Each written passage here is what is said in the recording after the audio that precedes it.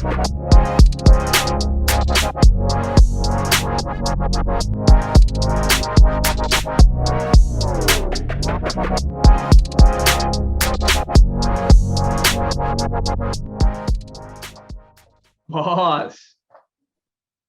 what's up, brother?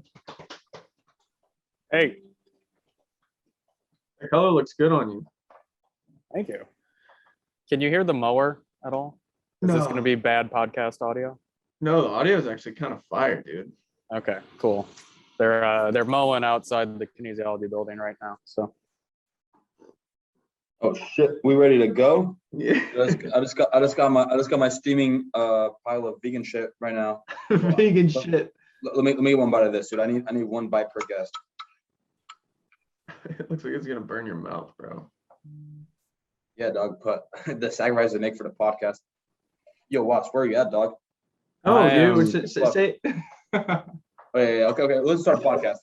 Yeah. Episode 63, Driveline R&D Podcast. This is Alex Caravan, Director of Data Science. Sipping on. This is a deceivingly high amount of cold brew. I just poured water in here because I only had some left. So I just already poured water. I think it's going to kind of backfire.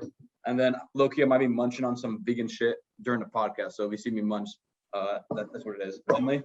Nice. Kyle Lindley, Assistant Manager of Sports Science, Pulse Product Manager, drinking just a cup of coffee. Got some new beans from Costco, pretty fire. And we got our second Meet the Interns episode. This time we got all the remote homies who weren't there last time. And we got Kyle Wasserberger as our first guest. Was, where are you taking this call from, bro? I am right outside Auburn University's kinesiology building because we have to wear masks inside, and I figured being masked for the pod wouldn't make for great content. So I'm sitting right outside, so I still have good Wi-Fi. Even better too, because the cloud reflection in the window. That's actually a fire background. That's what I was gonna say, dude. That's what I was like. That shit looks scenic as fuck. It is a nice day here. Yeah. Dude, Was, don't sleep on probably our best content moment is happened because Lindley had a mask on.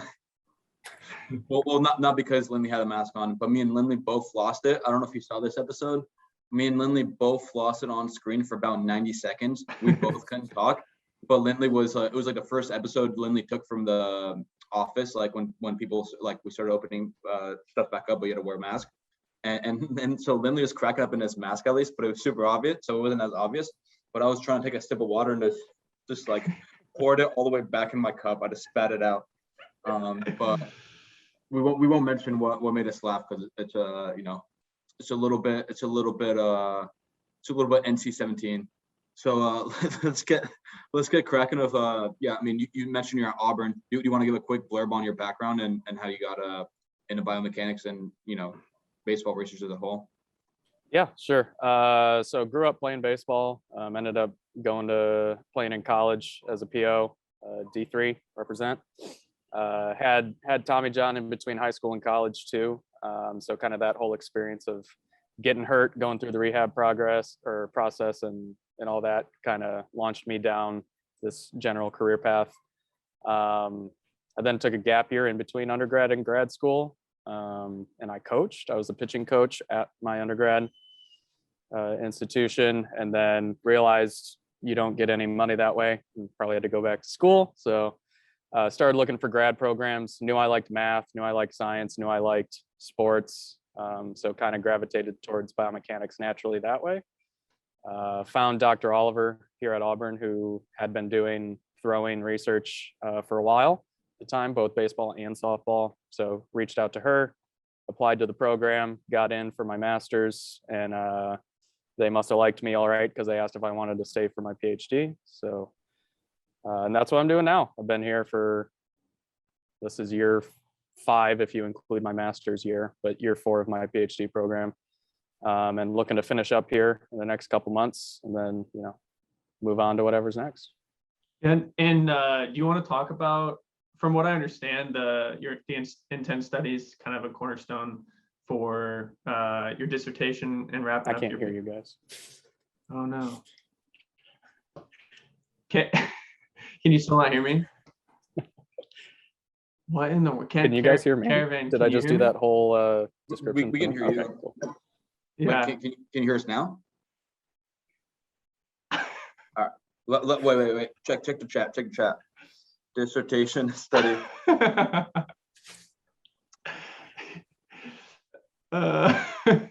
Oh yeah. So for my dissertation, I went out to Driveline to collect data.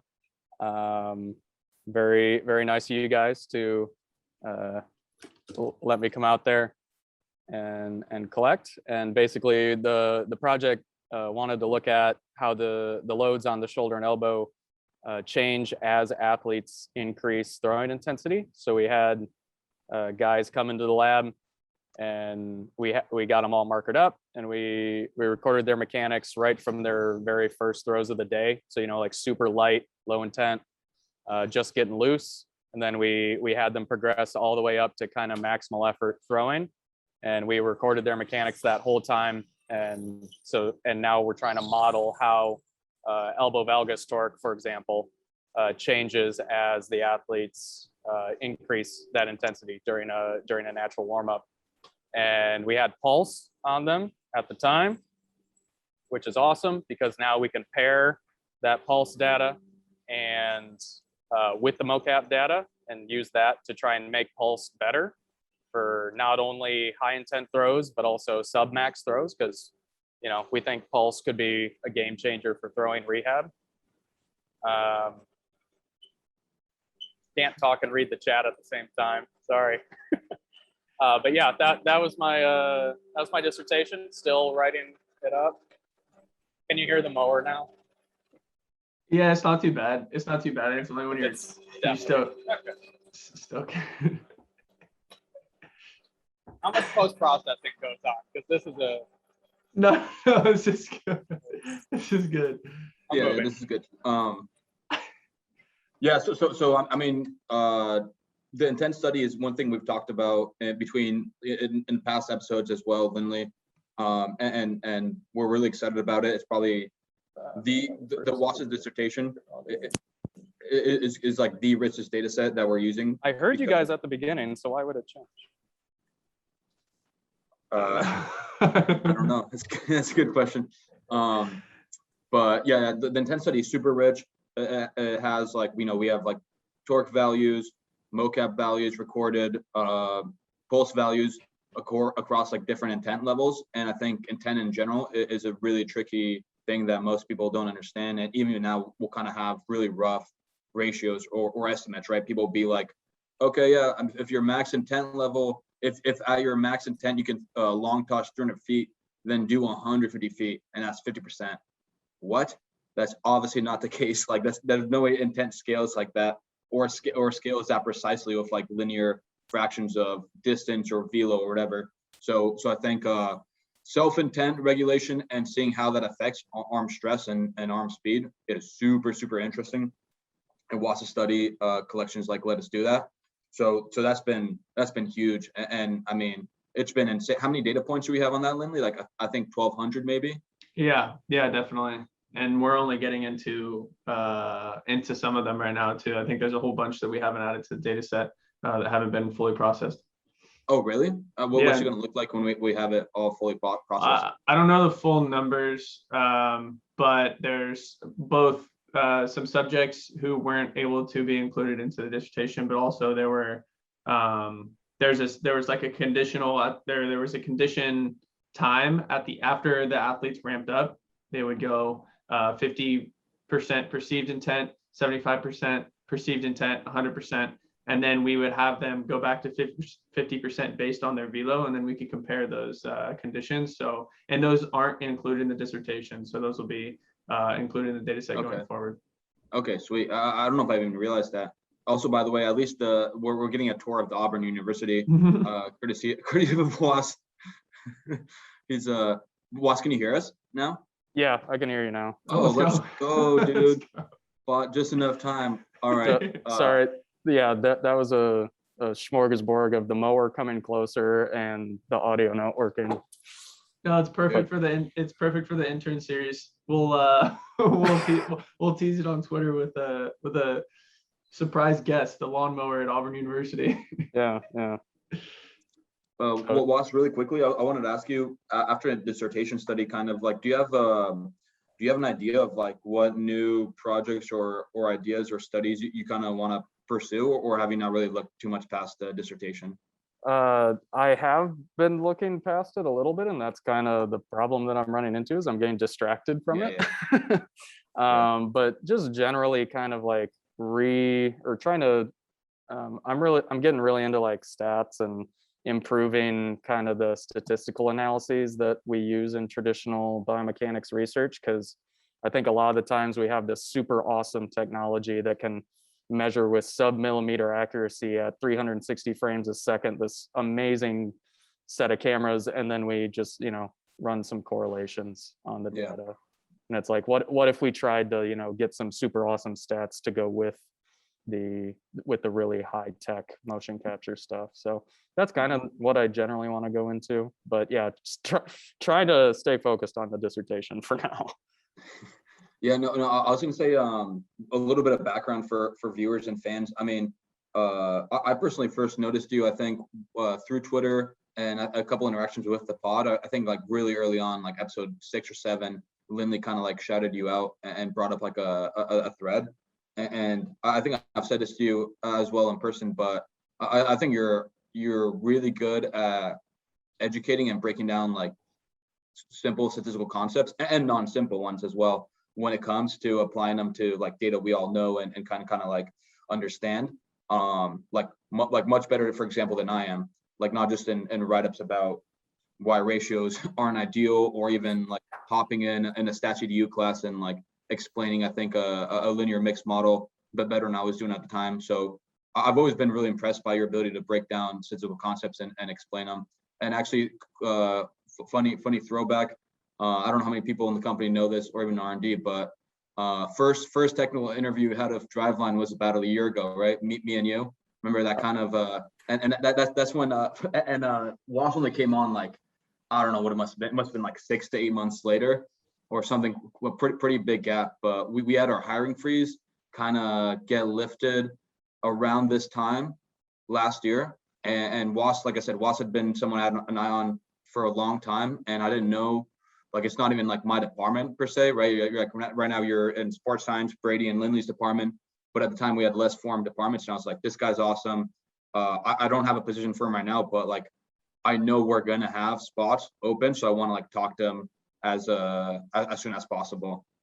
Yeah, it was you were my first official contact, Caravan. That was a fun. I think we talked about buckets a lot. We were doing the buckets, and and then I talked to Joe, I think, and then it was like, yeah, just kidding, we can't hire anyone because of COVID. And then several months of silence, and then Joe was like, okay, we can hire someone now. But yeah, it was definitely like probably eight-ish months between when we first Zoomed and when I actually showed up on your doorstep.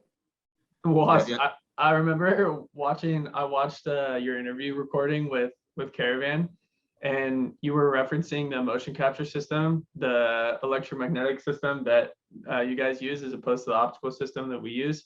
And Caravan interpreted it as EMG.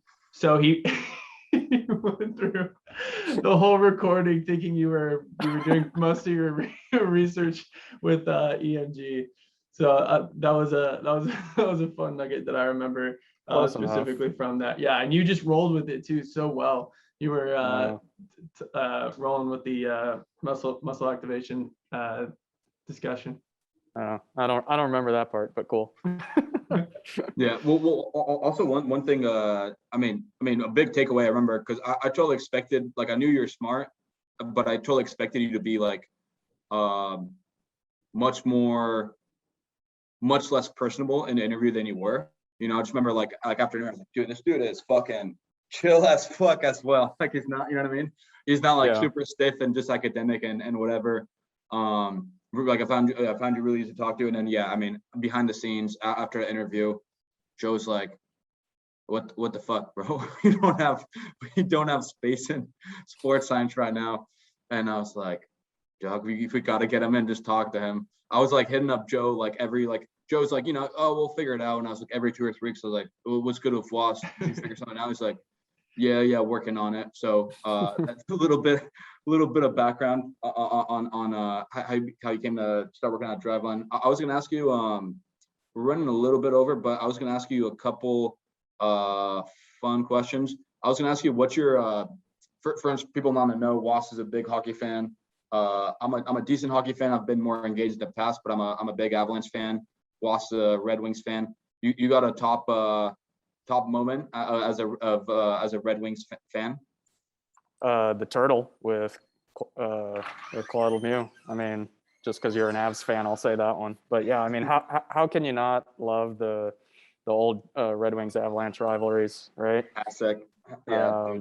But I in all honesty, I was probably a little too young to appreciate those at the time. So like in terms of favorite Red Wings memories, like since I've been decently old, was 2008 when we won the cup. Because I was at least a teenager then. So was Yzerman still in those teams, dude? I remember that dude played for the Red Wings for like 25 years.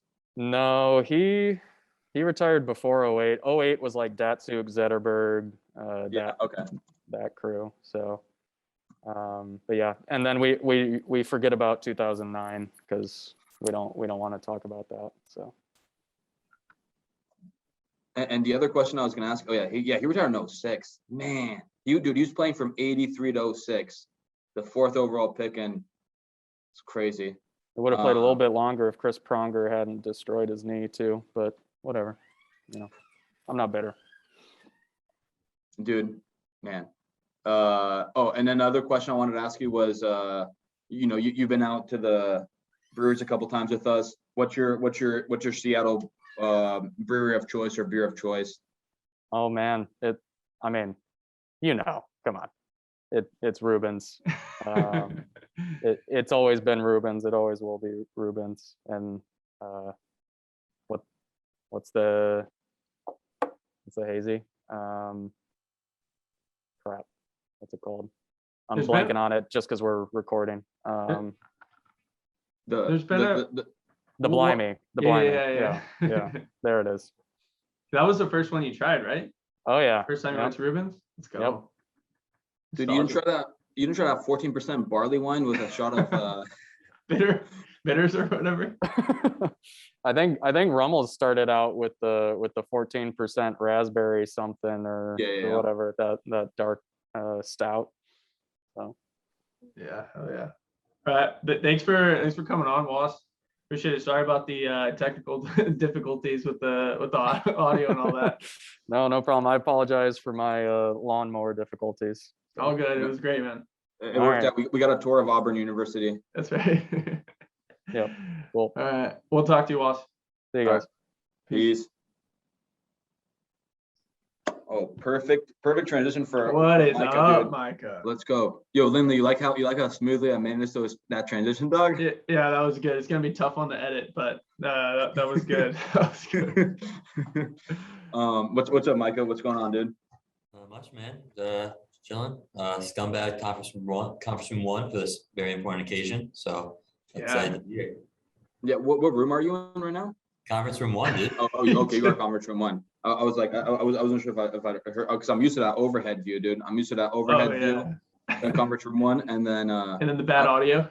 Yeah. Just 70% of the people in conference room one, if they're not near the mic, I can't hear shit, dude. Yeah. But yeah, dude, Micah Jona, BB Ops intern. You want to give us a quick background, Micah, and how you came to be interested in baseball research?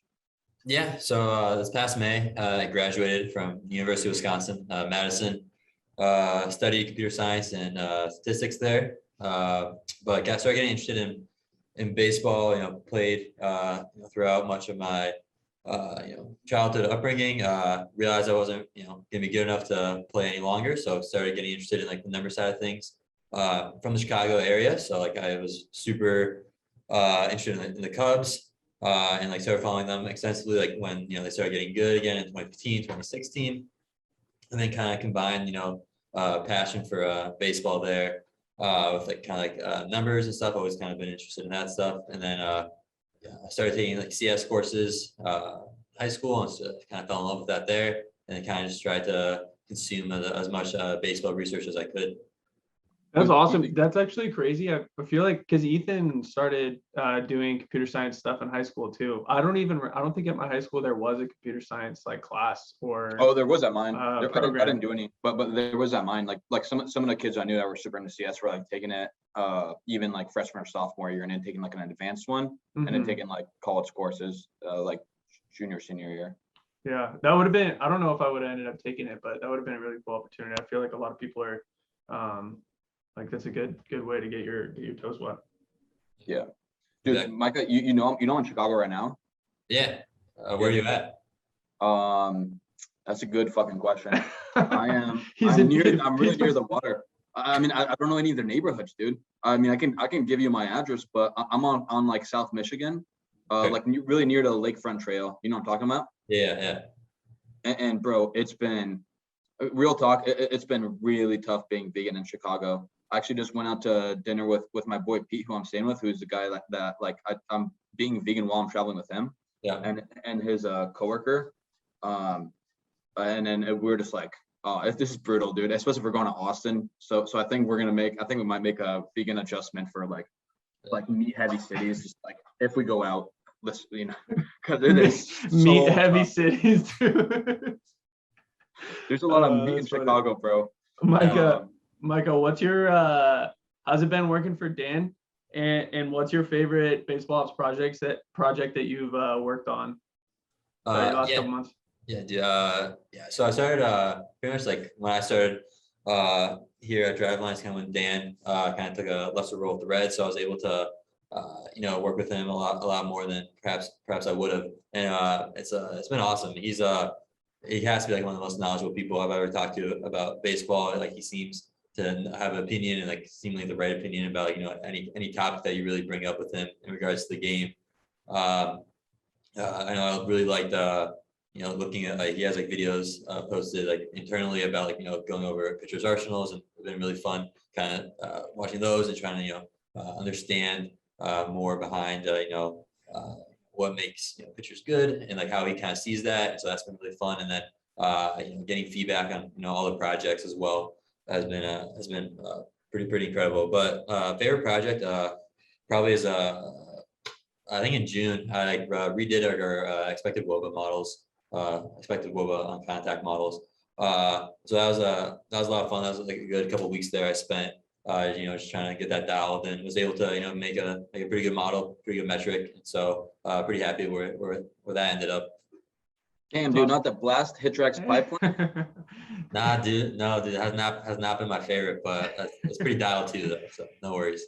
It's the educational videos is a decent throwback. I was actually just talking to Dan about that. He used to crush those the plus videos. For those who don't know, we have a subscription service where you can get a bunch of educational videos for various plus, baby. Yeah, for various topics from coaching to like analytics and everything. And Dan crushed a bunch of those.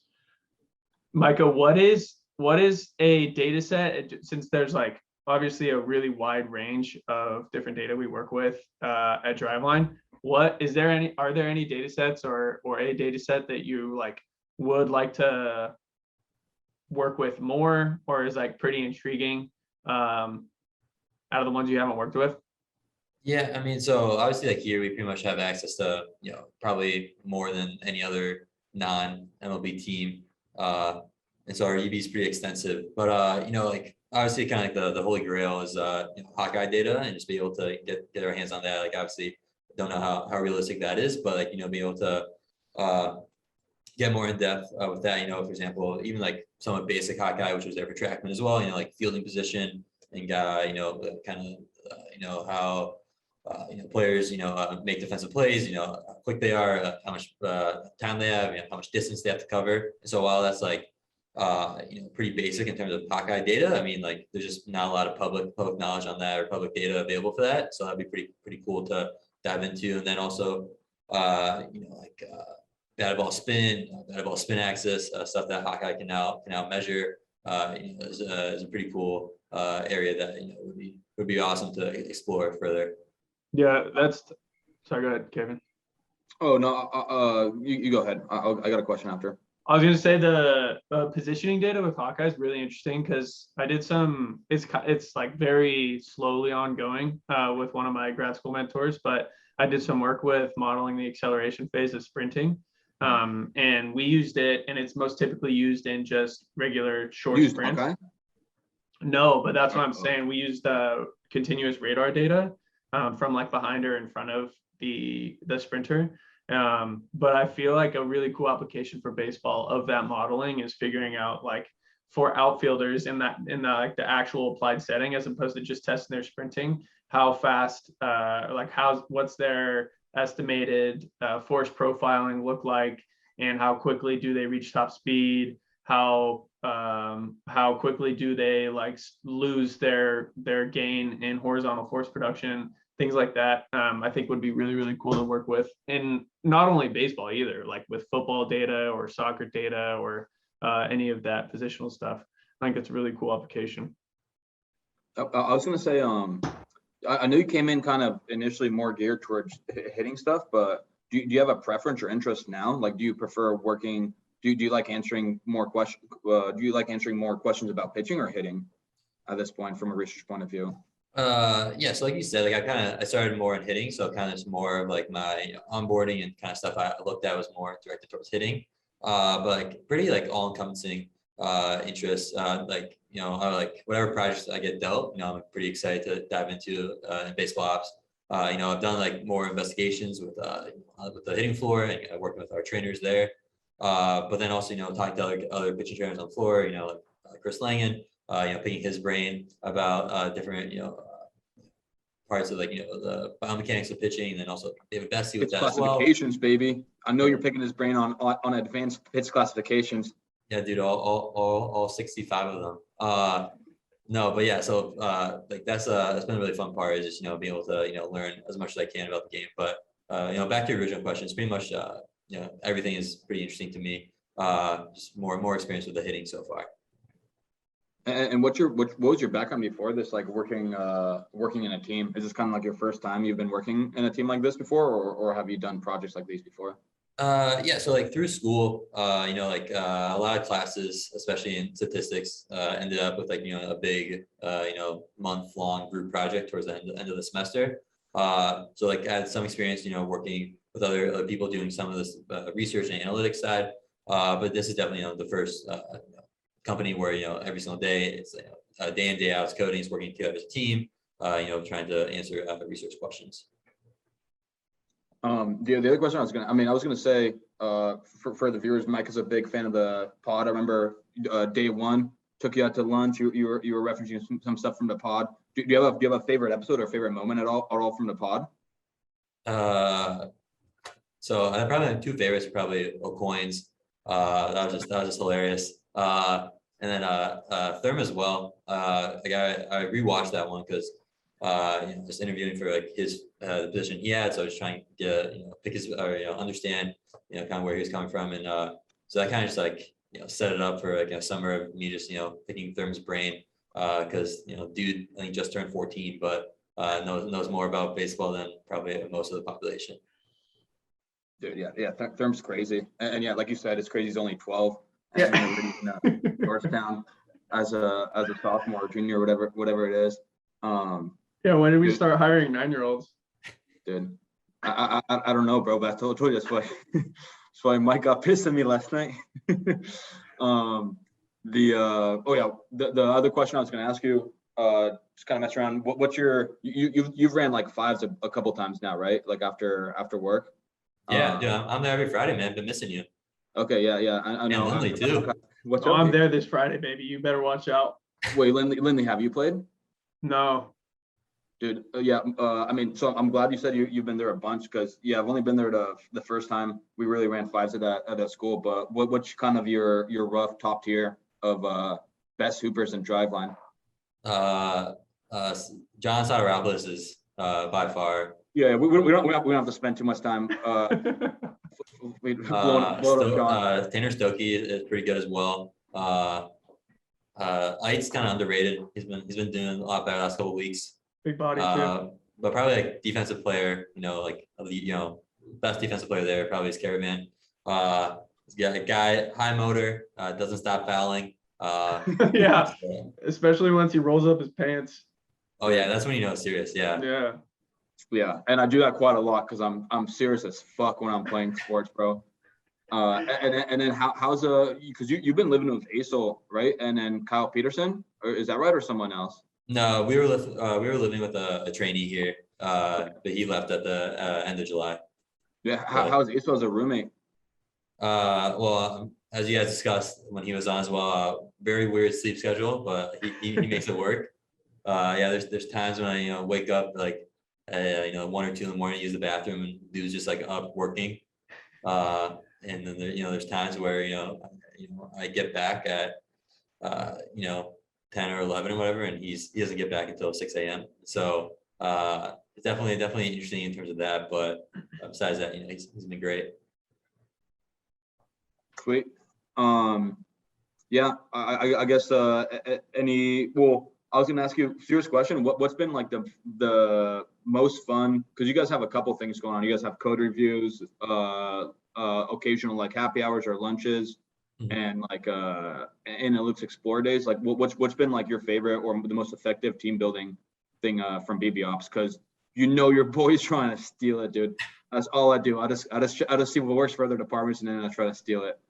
Yeah, probably we do on every Wednesday we do a BB Ops lunch, where like we kind of just Dan picks a topic for us to discuss. And so recently it was the draft and the trade deadline, and kind of just like different topics around the game. And so that's really fun time. You can hear everyone's opinions across the department, and kind of try and learn more about a topic that not really familiar with. And so that's definitely been a really fun time to try and learn more about the game, which is what we're all trying to do here. Lindley, any final questions? We got to shuffle Mike out of here and bring in Bobby Frey. One more along those lines. You guys do like a 1 day, I forget what Dan called it, but like a dedicated research day once a month, right? Explore day, yeah. Are there any like how many of those have you guys done? And are there any like big insights that you guys like? How successful has that been? Because that seems like a super cool idea and something that I think we could probably do more as an R&D department. Yeah, so we've had I think it's one so far, and it wasn't completely dialed in, but like some good insights there. The second one's actually today, so after this, let's go. Start digging around and trying to figure out what exactly I'm going to be exploring. But I know Hook is Christian Hook. Like today, he's like looking at different things for batter perception. He's kind of researching that. In terms of kind of like, I guess similar along the lines of really like what you kind of know with gauge tracking, but kind of more of a academic side of that, kind of digging into the research as well. And so I was pretty excited to see what comes from that. I think last time a coin looked into some like soccer data from some like the European leagues and stuff. So like pretty wide range of different topics there.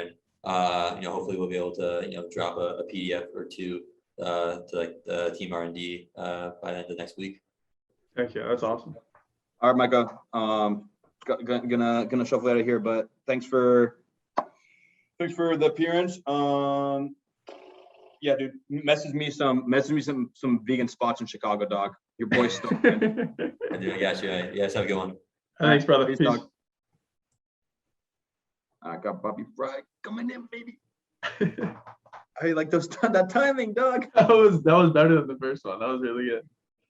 What's going on, Robert? Oh, what's going on, Kyle and Alex? Oh, it's good to see you guys. Great to see you. Same, oh dude. Yeah, we both went on Finding the Edge, and now we get to have you on our podcast. Yes, finally. Let's go. Is that pod still churning? Are you guys still pumping out episodes? We are still pumping out episodes. What's the episode count at? I would say within the next week or two. No. I'm saying like how many episodes have there been filmed? With me, there's been about 25-ish. Overall, it's been about 33. Okay. Yeah. So I mean, let's get into it a little bit. Your background is really interesting to me. So yeah, do you want to kind of give a little bit of background how you got into baseball research, what you were running, like, you know, all the solo stuff you're running before, because you're a one man college analytics open source empire. So let's drop some facts for the people. Yeah, so I started right around my second year of community college at Kankakee Community College, where I started getting more into baseball research, and that's where I kind of got interested in college stuff. And how I basically learned how to get into college stuff with analytics was I basically forced myself to create the ever so shiny NAIA web app that I've built. Shout out NAIA baseball. Can't get enough of that. But basically that's how I got started into coding and kind of learning kind of that baseball research background. Where now I do YouTube videos. I do a lot of just, again, on the college analytics side, published an article a little over a year ago about, you know, getting those linear weights for D1, D2, D3 levels from 2013 to the present. So fun stuff. Now I'm an analytics guy at a Division II school as well. Yeah, I mean, you kind of touched on it, but I was gonna say, I think I know a few of the answers, but I'm curious for the audience, like what made you so passionate about college analytics specifically? Because from the point of view of, you know, if someone's an aspiring analyst or trying to work with baseball data, college is not the way to go. Like, right, like, or like if you want like data right away to play with something, because MLB stuff's there, like open source data is there, much easier, much richer data set, and also like, you know, people have an idea of investigations to run much quicker rather than like looking through college data where you have to get park factors, do some sort of playing level mapping, adjust for like, you know, the in and out of college level or college players coming and going, all that stuff. So you want to talk about that a little bit? Yeah, so that's part of it. It's that niche market where nobody really wanted to surface that. And I'm like, well, why not? You know, there's that availability, there's that opportunity to be able to get into college analytics and then be able to present that to the general public. Because again, like many coaches don't really know how to grab stats or where to grab stats from. And so I just wanted to make it a easier avenue for them so that we can not only in my end be able to understand kind of some of this college analytics stuff, but then on their end be able to say, hey, like this is actually really cool. Can we kind of delve more into it? How is it interacting with like the YouTube community, the Patreon community as like an independent creator? Because obviously like the podcast is a little bit different, and I've put out like blogs and stuff myself in the past, but never anywhere near as structured as you. So I'm curious, like, do you feel like you've made connections with a bunch of college coaches that kind of like have looked up your stuff, or how are those like relationships go? Yeah, so yeah, a lot of my connections have come from the YouTube community. There's just a lot of people that will ask questions.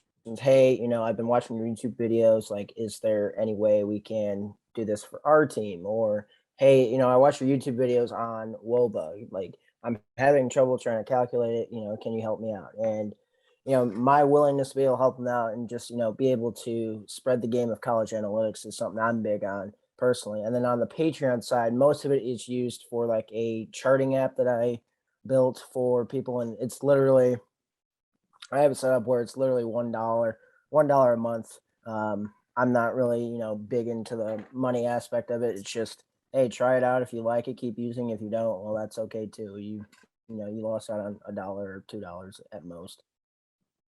But in essence, those communities really helped how I could collaborate with the baseball community.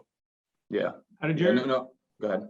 How did your first experience with Quincy go? Because you were obviously spending a lot of time in the past looking at kind of league-wide things and college-wide things, numbers and analytics in general. And I imagine there's some differences with when you're trying to apply those things to a team.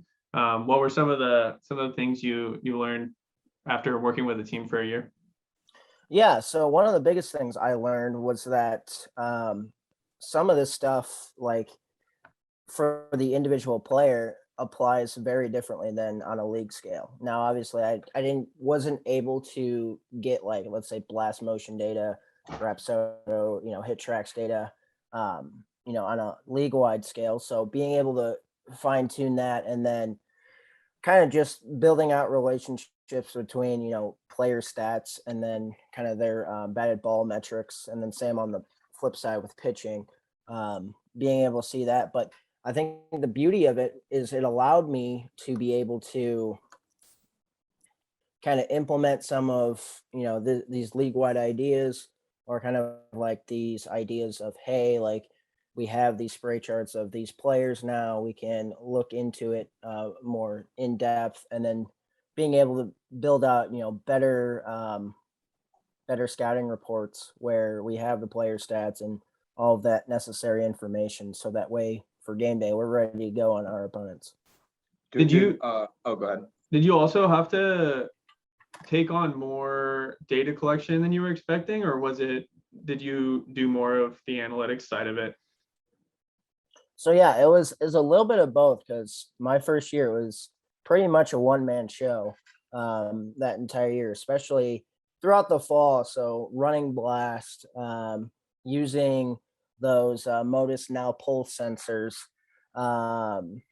as well as other items. Like, we have a flight scope system that we use every day, so using that for pitching and hitting on that end.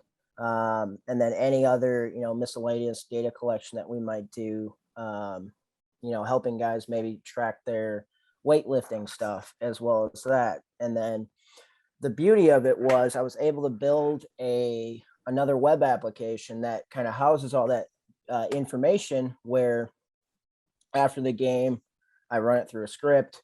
It's uploaded into the team database that I run, and then you can present and visualize whatever data you want to look at. So if you want to look at, your rolling velocity chart from your start, you want to look at your rolling spin rate chart, densities, video is also in there as well of each pitch. And then, other things like pitch heat maps, pitch location maps, what else?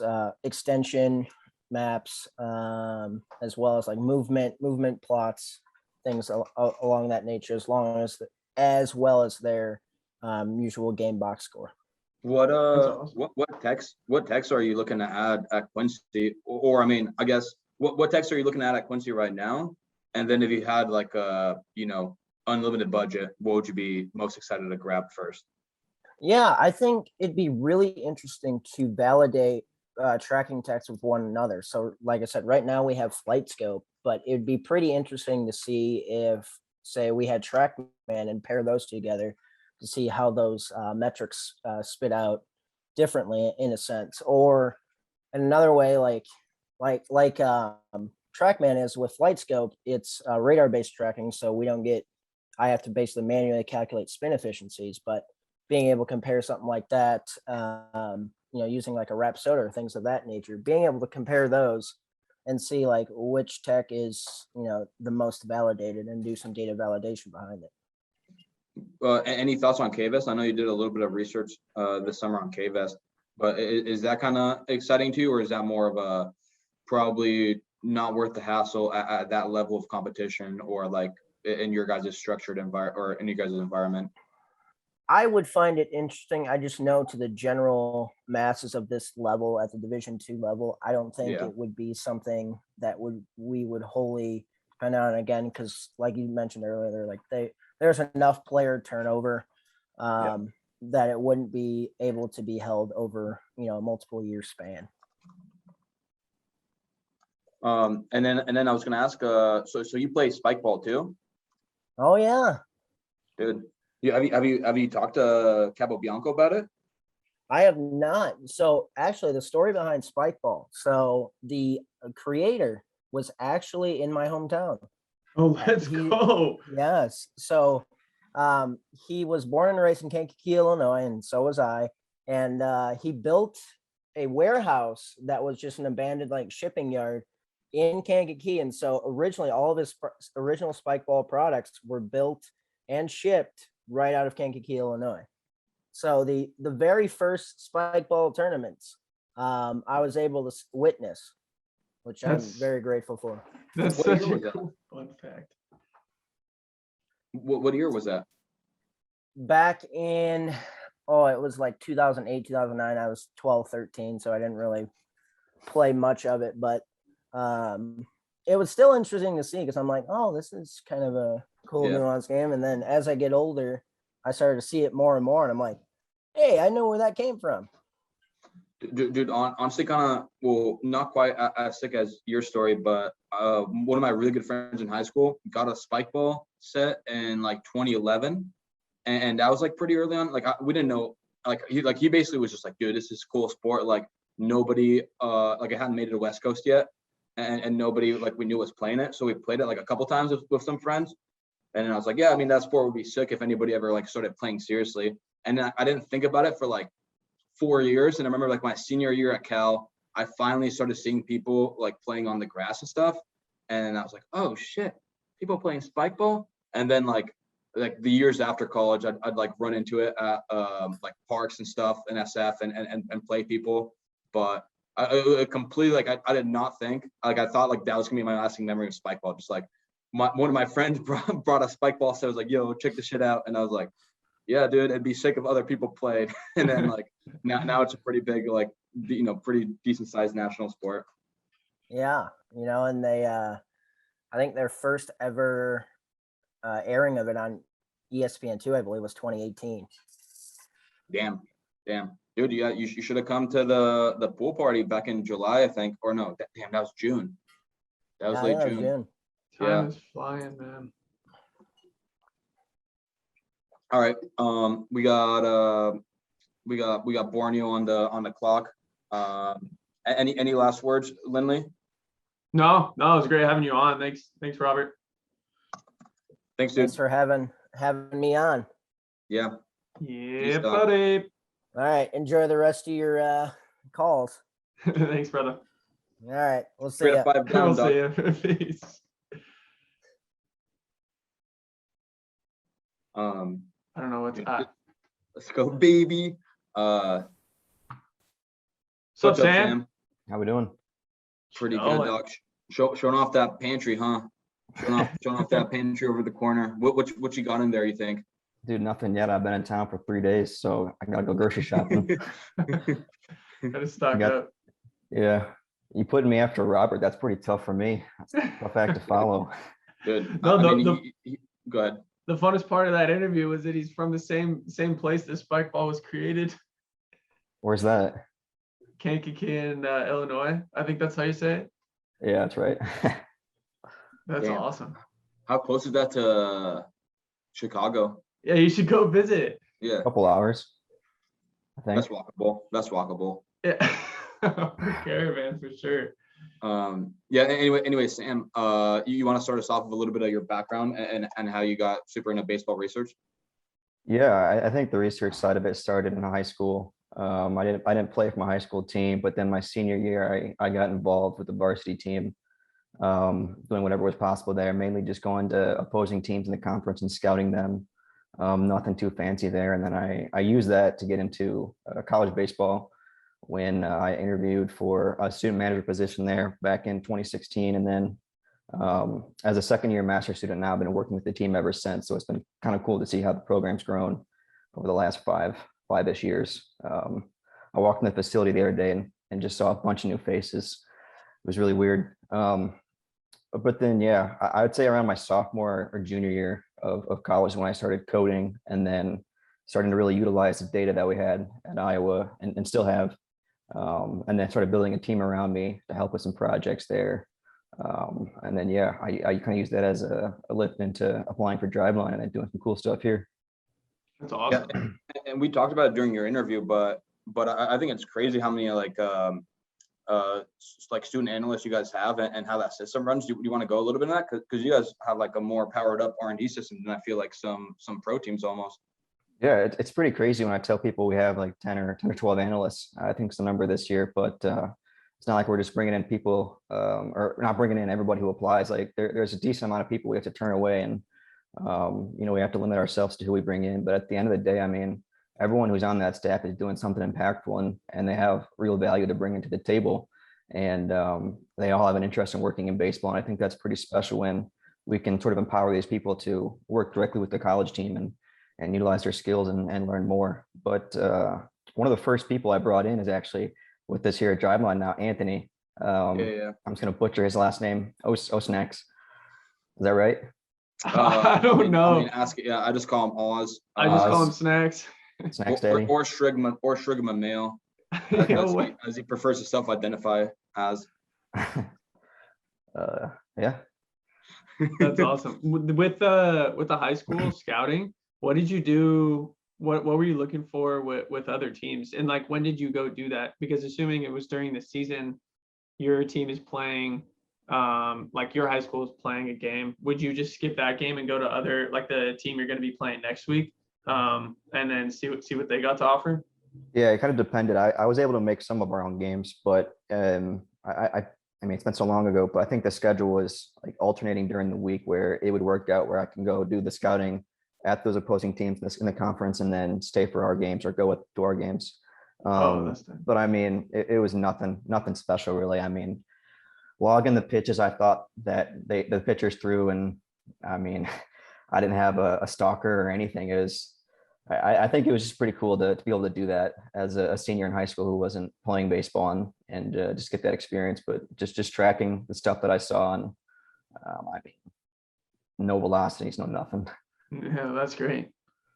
One of the things I want to get into with you during the short time we have you here is some of the command stuff research that they worked on this summer, because I think both it's very, very compelling given kind of where we are in the discourse right now of baseball analytics. Seemingly any independent analyst will have like a stuff metric and or a command metric, and there's a lot of things to look at, a lot of like attempts at investigations, some good investigations, some maybe more narrow-sighted ones. What's kind of if you could kind of summarize a little bit some takeaways from that you've gotten from the Command Plus research and give like a little bit of background on how we have the intended zone command data, because we can talk about that a little bit. What are some of the larger disseminations for the public? Well, I think one main takeaway is it's pretty damn difficult to predict the miss distance. As many features as you throw in there or game states. Even taking a step back, do you want to talk about like what data we do have, what miss distance is, and then like from there, kind of what you've tried, what you've worked on? Yeah, so the data that we're using is intended locations from an outside company, and what they do is they have a group of people tag or chart a bunch of not a bunch of major league games, every single major league game. I believe after it's played, I don't think it's live, but then they'll track mostly the catcher's glove position, I think is the main component. I'm not sure what else was in there. And then that'll be the intended location. It goes to one of 12 spots in and out of the strike zone. And then we'll transform those coordinates, because they're discrete coordinates and locations, to maybe more realistic. So when there's a pitch that's, it's on the corners, like not the locations we have aren't on the corners, it's within the strike zone. So we kind of adjust those coordinates so it's not just so discrete and it's somewhat continuous, even though it's not. But then I will take, I guess I'll explain miss distance. And miss distance would be the actual minus intended plate location. So it's more easily interpretable in inches. So we'll take, the expected miss distance on the models we've built with however many features we have in there. And then you'll take the residual with the actual and predicted miss distance, and you'll put that on the plus scale, and then you can have a command plus metric there. Hopefully I didn't go too black ops into that. No. And I was gonna ask, like, what are like some initial theories you may or may not have had, and then like kind of like any other larger investigations that really sprouted from it, because I think it's really one of those things where once you like scratch under the surface, you realize like there's that much more nuance to it, and then that many more things to adjust, take in consideration, normalize to like that pitcher's pitch type, like all these things, right? That like like we have an idea because you dropped like like 2 magnum opus long form research pieces on it and Basecamp. And like I told you, I generally think those are 2 of like the better written long form pieces we have internally in the company. Because often with that, it's like a very fine line, right, between you want to make it interpretable and readable enough for trainers to be able to weigh in, and then also be technical enough and thorough enough for other people to like, have their questions be answered or be able to kind of poke a little bit behind the box. Yeah, I think that second Basecamp post is a good one to kind of go into there. I think the collaboration I got from other people in the analytics wing and pitching trainers as well was pretty awesome, and they brought up some ideas that I didn't even consider in that post. But one thing I thought was pretty interesting was like the old scout adage that if a guy can't command his changeup, he can't command his fastball, or with any pitch types. And I looked into that, taking the correlations of Command Plus to other Command Plus scores within arsenals. And I think, I tweeted this out. And I thought that was pretty interesting that there was a few strong correlations that, match our intuition. And then there's a few weak correlations that matched our intuition. And then, I think one that was interesting and maybe it is pretty intuitive is that the curveballs match the slider Command Pluses.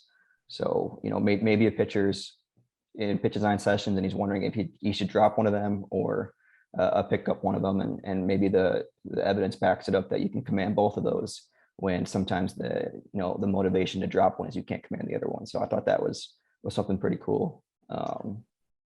I may have asked you this actually on Basecamp, and I don't mean to put you on the spot. If you remember the numbers, we can circle back to it. But I was curious, do you have an idea do you remember around how many pitches you were using as a cutoff to get like a stable indicator of a pitcher's Command Plus? I think within pitch type, I think it was 200. 200. Because I was thinking, this is me just speaking out loud. Like, I wonder if a couple years from now we'll be doing people will be doing pitch design sessions where they're also evaluating not just Stuff Plus but Command Plus, and like what's the most reasonable way to do that, since 200 pitches is quite a lot, right, to get a robust missed distance, and you have to have the intended zones there and everything. So I don't know. I think there's definitely gonna be something. There's definitely gonna be a more practical variation of that, but I think it'll be really interesting when people go into a pitch design with coming out discrete like Stuff analysis and command analysis on like a pretty quantitative scale. Because I don't think that like the stuff's kind of there for us, for maybe other people that are more into pitch design and were earlier to the camp, but I don't know if too many people are really doing really thorough discrete like analysis of Command Plus during or whatever during pitch design. Quick question for you, Sam, on how slowly, maybe on the MLB level, like 200 pitches is reasonable. Like, you have access to that amount of data for a lot of pitchers, but for a place like Driveline or another place or another facility or another like college team that doesn't, like Caravan is saying, that you kind of need it to stabilize a little bit faster. What are some discrete things? Have you thought about any like things that can be improved about intended zone tracking or calculating missed distance that can be used to hopefully reduce some noise and make it stabilize faster? One thing I can think of is either it's just improving the definition of intended zone. Maybe it's not necessarily possible if you're not controlling for it, but like in gym, if you can record or set an intended zone with more precision, do you think that would improve predictability of missed distance? Yeah, absolutely. You're right. It is difficult on the MLB level because we can't just go in and ask these pitchers if that's truly their intentional spot. But I don't know if Robert covered this during his part, but he built the app for the floor to track intended locations during pitch design sessions, and I guess all sessions. So I think it's going to be pretty cool once we have enough data piled up there to scale Command Plus on different levels of different plane levels. And I believe with his app that it's not just 12 discrete locations, it's wherever the pitcher is going to point to on the app. So I think that's probably, I think that would definitely expedite like the sample needed. That's awesome. There's also I've mentioned this previously, but Pulse has a lot of features that aren't necessarily talked about as much as others, and a lot of people just think Pulse is measuring arm speed or torque or workload, which those are the primary things. But there is a function in the app that there's a bullpen mode where you can turn it on, you can set a sequence of pitches, and you can put in where the like with that sequence of pitches, there's a pitch type, there's a motion, so stretch or wind up, and then you can also set an intended zone. So I think there's a really cool opportunity there to potentially use that as the framework to incorporate some intended zones and basically what Robert's tool is doing, but do it on the app for if an athlete wants to do it themselves or if a coach wants to do it out in the bullpen. Is this a Pulse advertisement? Oh yeah, always. Clip it. Yeah. Yo, Pulse bullpen mode. If you don't want to buy Pulse, but you just want the bullpen mode, we'll sell it to you for $2. But it's recurring weekly. It's recurring weekly subscription. Yeah. Stats, Yeah, dog. that's good. What do you feel like because you're going back right now to Iowa, right? So are you still gonna be working with the baseball team and stuff this fall? Yeah, probably as whenever I have free time, I'll be doing that because I got to hand off the reins to some other analysts there to lead the department. So I'll be with them just to help out any way I can. I think it'll be a decent spot to do some work with classes starting next week. Do you have an idea? Do you have an idea of like what are you excited to try anything new at Iowa, or is it mostly just going to be like making sure the systems function and like the people you hand stuff off to are onboarded and kind of like, prepped and know their shit? Yeah, I think all that, but something I'm interested in doing is being part of the pitch design process in the later part of the fall with the stuff I've learned this summer, especially in the breaking ball side. I think that's gonna be really cool to implement with a bunch of the players that the coaches have brought in this semester or this season. How much do you work with in the past, in the last couple of years, how much do you work directly with the players? COVID restrictions last year, not too much. I've always made an effort in the past to get out to practice rather than sitting in an office all day and getting tired of that. But without COVID in the world, it would be maybe like an hour a day outside. Just sitting in a bullpen session or just seeing how practice is going, just because I have that time, which is a great addition to what I'm doing each day. Last question, because we got to hustle you out here to get the other spike ball guru in here. But what's been your favorite Dan O'Coin quirk that he rips in meetings? Because I know he's got a few that I can think off the top of my head, but or not necessarily quirk, but what's like like if you had to describe Dan running meetings or just Dan running department and with one quick anecdote or line, what comes to mind? Gassy.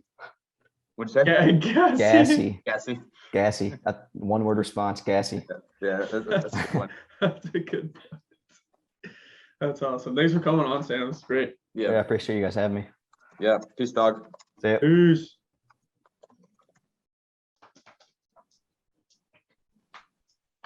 Capo, what's up, dog? What is Yo, how's it going? Dude, Great. showing off the usual blue background for the podcast, dude. I thought you'd mix it up. Nah, It's good contrast. That's nice. yeah. Dude, Thanks for having me. Yeah. You know what's crazy? I don't know if you know this. Like 2 people ago, Bobby Frey was telling us that spike ball was actually invented like in his hometown or something. Oh, really? Yeah. Which I already forgot the name of. Lindley, do you mind dropping the geography? Kankakee In or something like that? Cancun. Yeah. In Cancun, No. Yeah, I can't. I think it's close to the water, but yeah, it's can something. I think you had it right. Kankakee, something like that? Yeah. Something like that. Yeah, dude. So they were shipping out the first spike ball sets like right next door to him. Sweet. You That's what I gotta told. you gotta take a visit and go see Bobby Frey and see the hometown of spike ball. Well, I For was sure. telling him. I was telling him if he had been if he had started playing right away, maybe he would be good enough by now to compete with you. But anyways, Michael Capobianco, great to have you on, data science intern. Do you want to give a quick just blurb on your background kind of and your interest and overall lead into baseball research?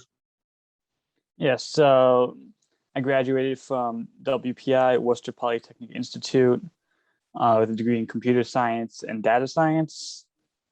And after graduating, I decided to pursue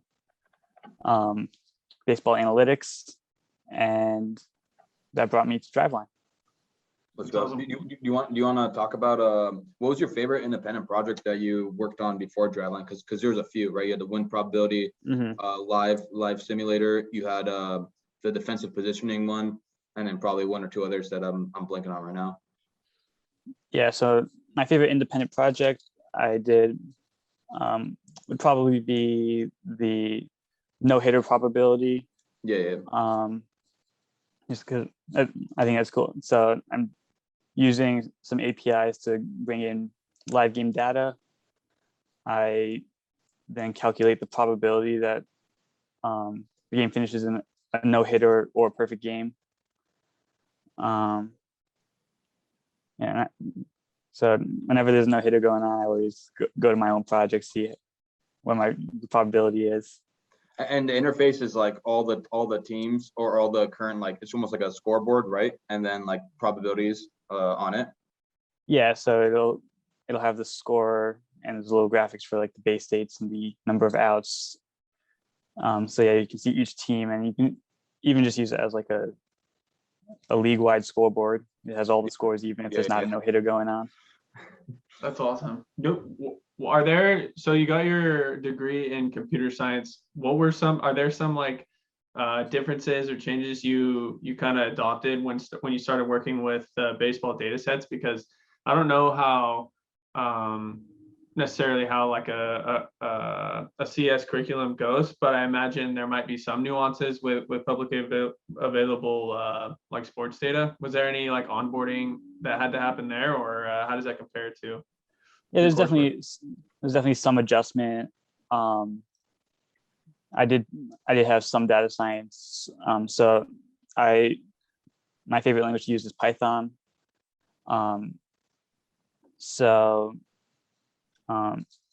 In order to kind of start learning how to use baseball data, I found my first baseball project. I found a library, PyBaseball, and was just basically using that data to just try to figure out using that in pandas, and using what I already knew to try to figure out how to apply that to baseball.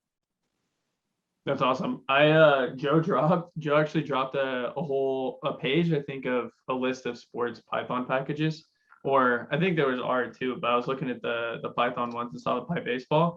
Is that mostly just like outcome metrics and play-by-play stuff, or does it have does that like help you get access to any like event level data, like throw to throw or positional player data?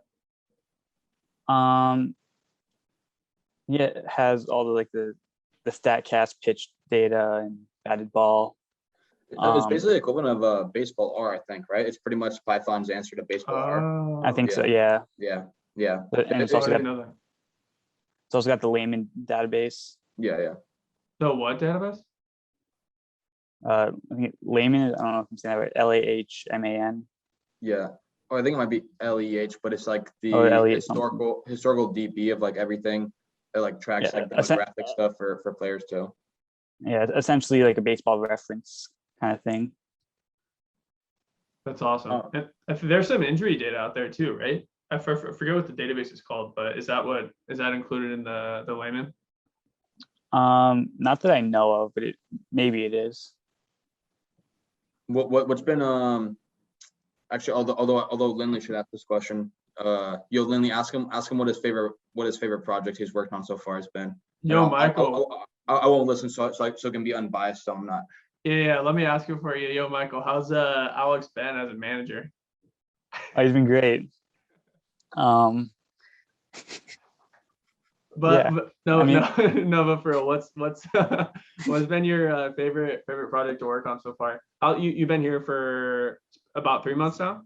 Yeah, since the beginning of May. So My favorite project would probably be the pulse report, the pulse edge report. Oh Hell yeah. which is finally about to hit the presses. Finally about to hit the presses at the end of this month, I expect.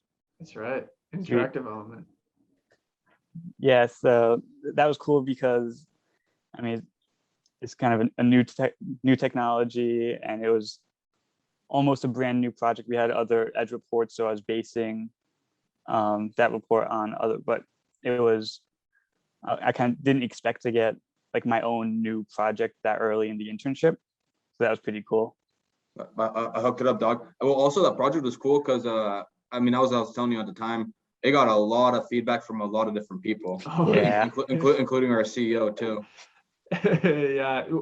Actually, our founder, Cal Bodie, I don't know if you guys have ever heard of him, but he has some really positive feedback about the report. I was in a meeting with him and Dean, which Dean I think was a big part of the feedback process, but he's really stoked on the report, and he was pushing for the top 8 torque and arm speed to get a measure of peak intensity for the workouts as an additional descriptor.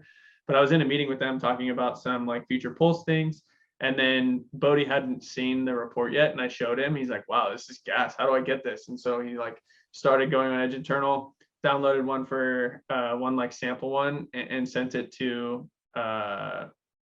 like his coaches, and now the Reds are asking when they can get the pulse report. Oh, let's go, dude. Yeah, I didn't know that. Yeah, they're trying to get access to it, and told them it'll be available in September in track, baby. Yeah. Let's go. Or Venmo Capo $50 if you want early access. Yeah. Yeah. Yo, Capo, I don't know if you know this, dude, but I steadily lose money on this podcast because I just like every couple episodes I'll just be like blah blah blah, and I'll be like yeah, and Venmo me if you want a discount on an assessment or whatever. And then people like every like 2 to 3 weeks people take me up on it. And a few months ago, someone had I guess we've been talking about like getting into biomechanics in baseball, and Brady had dropped some reference to like some expensive ass book, and he was saying, he's like, I mean, this one's the best one, but it's just like a college textbook. It's going to be a few $100. And someone just DM'd me a few days ago. I sent a screenshot to Lindley and Brady, just being like, yo, love the pod, tons of information. You mentioned because like when Brady dropped it, I was like yeah, but if you're a fan of the pod, you know, DM me and we'll figure it out. And yeah, the person's like, yeah, big fan of the pod.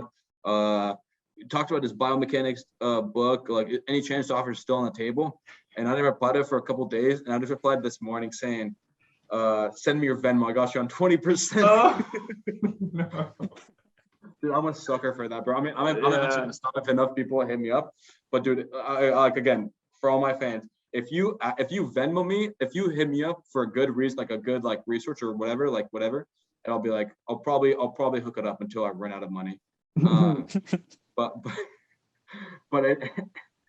anyways, I was gonna ask you, I mean, because I know you want to talk about spikeball, dog. I know you want to talk about spikeball. Of course.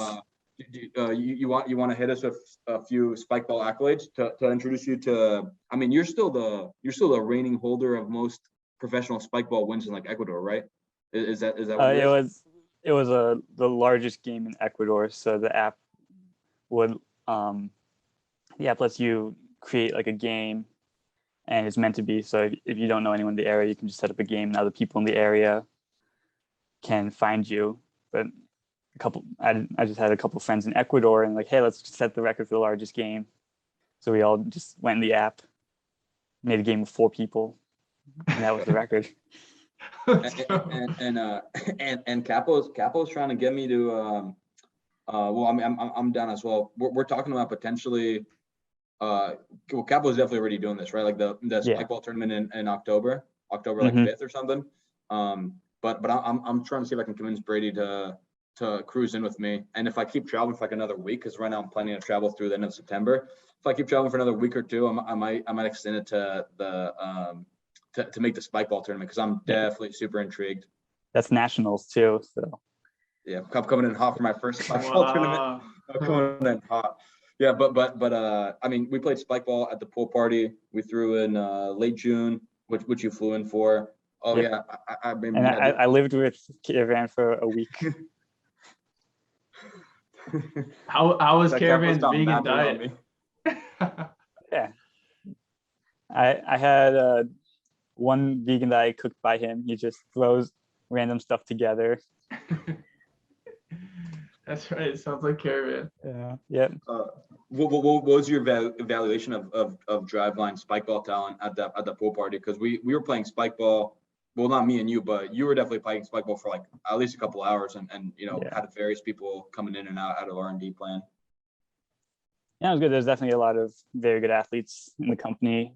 I mean, you were playing really well, and you had just run a half marathon that day. Not the only one. Lindley had as well. Lindley did too, but he didn't play spike ball afterwards. No. You can't blame him though. I'd be beat after a half marathon. Yeah, I play a little pickleball. Speaking of, are you just the king of backyard games with because you were really good at pickleball too? Maybe, I don't know. Like, do you are you good at cornhole too? And what are some other ones? Beer die? I like to think I'm okay at cornhole. I've never played die. Wait. Do you call it cornhole or bags? Cornhole. Oh, good. Who calls it bags? What like people in the Midwest? Oh, really? Yeah. I'm in the middle right now, bro. It's bags. Yeah, it's bags and pop. Not soda. And the other thing I wanted to bring up that I actually didn't really know about you, Capo. I think Pete told me this, that you're into country music. Yes. Well, that's my go-to genre. I'll listen to like anything. That's my go-to. You'll only quiz him, dog. I don't know shit about country music. No, I'm not gonna quiz him. But are you like?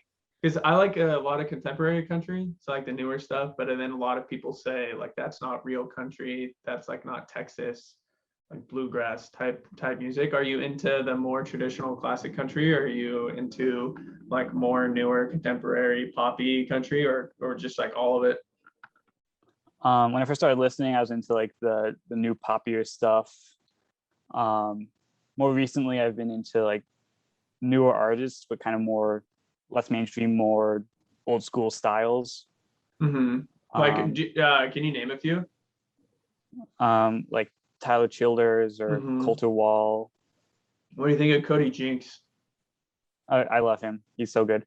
Yeah, he's pretty fire. There's also, are you into folk music too? Yeah. There's I think it's Grassland Cavalry or something. They're from Texas. They have some really good like folk country music. It's really good. So check them out if you haven't listened. Okay. Wait, Lindley, what did you listen to on a marathon, by the way? Which by the way, we didn't talk about this. Lindley just ran a full marathon this last weekend, Capo. I don't know if you know this. Ooh, a full marathon? Yeah. Yeah. I kind of ran it. I ran the last fifth of it, but I have a playlist on my Spotify called General that just has 800 songs that I've liked since like high school. I thought it was Slack General, dude. I thought it was going to be audio recordings of all the messages Slack General. Yeah, it's just an automated voice talking the channel to me. No, because Caravan, I gave Caravan a recommendation for two of my favorite big booty mixes for the half marathon, and I listened to those. I liked them, but then I was like, I don't know. Caravan beat me during the half marathon. Maybe I need to use his method, because he quickly pivoted to like this is at least what you told me, ripping just like your favorite music and skipping the slower ones. I did that this time just on shuffle, skip the ones that were slow. But later in the race, I started like I wasn't listening as intently. So sometimes there would be a slow song, and I literally felt myself like getting less motivated until I realized that I was like, okay, this is just way too slow of a song to be listening to, and I skipped, and then it helped a little bit. But that was I stopped noticing I was listening to slow songs. Well, for me, also those big booty mixes you told me about, it's like I can't really run to those or I can't really run a long distance to those because they're so like ADD kind of. They switch every like 10 to 15 seconds. Mm-hmm. You know what I mean? Yeah. So I never hit a groove. Like I like listening to like a song I vibe with and just hitting a groove, like a runner's high, and like running to like Over the Hills and Far Away by Led Zeppelin is one of my favorite running songs. And it's like a slow build up, 6 minutes, whatever. And then it's like, once the song changes, I'm like, yo, I just ran like 3/4 of a mile or whatever, rather than like, boom, big booty mix, like boop, boop, boop, boop. And I was like, dude, my brain's overwhelmed and I've been running for 2 minutes. That's what I like about it. I like just having the high energy, like back to back to back all the time. And then it just like keeps me, I feel like, in a decently high energy mood. So I just like don't think about running as much. So, but yeah. You got sub 4 hours, right? Did you ever figure out what position you got? 350. Oh yeah, I got 357 and a half or something like that. I got 13th out of 28, I think, in my age group. And then so like, and I think average time was 4 hours and 8 minutes. So I was just slightly better than average, which if I imagine there's a lot of slow runners that kind of brought that average. I imagine it's pretty less skewed. Pretty like, yeah. So I bet the median time is probably somewhere around 3:45. So I think a little bit slower than average, but dude, the Pacers there were Pacers for this one. And they were just straight homies. I was like walking at the end and this guy was like, all right, it's time to run, get up. And I'm like, all right. Did Capo, you ever run much or just get most of your exercise through spike ball and sports? Mostly just through sports. Nice. Yeah, I need an objective, need some ball to chase or something. Can't just run to run. Yeah, the ball I was chasing was the ability to say I've done it, and now that I've done it, I haven't looked back. I don't want to do another. You don't want to do an ultra? No. You guys, what if the three of us just committed right now to an ultra in 2022? You guys in? No. I'm down to. You know what an ultra is, Capo? Nah. 100 miles. No. Oh boy. No. An ultra marathon is anything over a marathon. So But the one I'm talking about. Yeah, 100 miles sounds insane. One of the dudes at Jiu-Jitsu camp, I told you this, Lindley, I don't know if I told you, Capo, what was telling me, he I think he already ran it. He must have already ran it, but he was training for a 100-mile ultra, and he was so committed to training for it. Listen to this. He'd already booked the 2022 ultra. Like, I think the first one is like around now, like it might have already happened, but he was like, if shit happens, because a good time will be around 24 hours. But I think you're like 36 or something to finish it, and he just wanted to finish it. But that dude basically runs a full marathon 4 times a week. That's how he trains. He basically runs like 4 times a week. He'll run like 25 to 30 miles, and then people will do like cat naps, like 6-minute cat naps maybe. But he was saying he's not going to sleep. He's just gonna run until he's just gonna stay awake until he hits 100. So I'd be down to try this one actually might be harder than a marathon. The like 4 miles every 4 hours. Oh yeah, that's what my boy Mikey did. Yeah, it's just for 2 days or 40 hours? Yeah, 48 hours. It's a lot of sleep deprivation. You said it kind of fucked him up, but yeah, that dude's always getting fucked up anyways. That's what I've heard. It's more of a mental thing, like it just like degrades you mentally. But all right. Anyways, Capo, you're gonna be on the East Coast. Yeah, we'll see. We'll see if I can swing by. Still, like I was saying, in a couple weeks. Because I'm gonna be getting a ride back from. Because I'm going to Maine, and then I'm going to Boston, and I'm meeting up with some friends in Boston, and then I'm getting a ride back from Boston. Well, I might meet up with Dan and his fiance. Yo, we're breaking news on the podcast. I mean, proposed to her like a few weeks ago. But I might be meeting up with them in Boston, but then Dan's going to visit his family in Worcester. So I might like go to work. I might catch a train from Boston on Sunday, the 5th or whatever that day is, to Worcester, and then drive from Worcester to Brooklyn. So I'm gonna try to see if we can say what's up on the way. Maybe grab a game. I'm glad this podcast turned into a sports talk. That's what I'm talking about. Too much fucking nerd shit on the R&D. Yeah, goddamn. Let's get some jocks up in here like Capo. Let's go. Yeah, man. Great to have you on, dude. Thanks for having me. But yeah, peace, baby. Peace, brother. Have a good day. Peace. You too.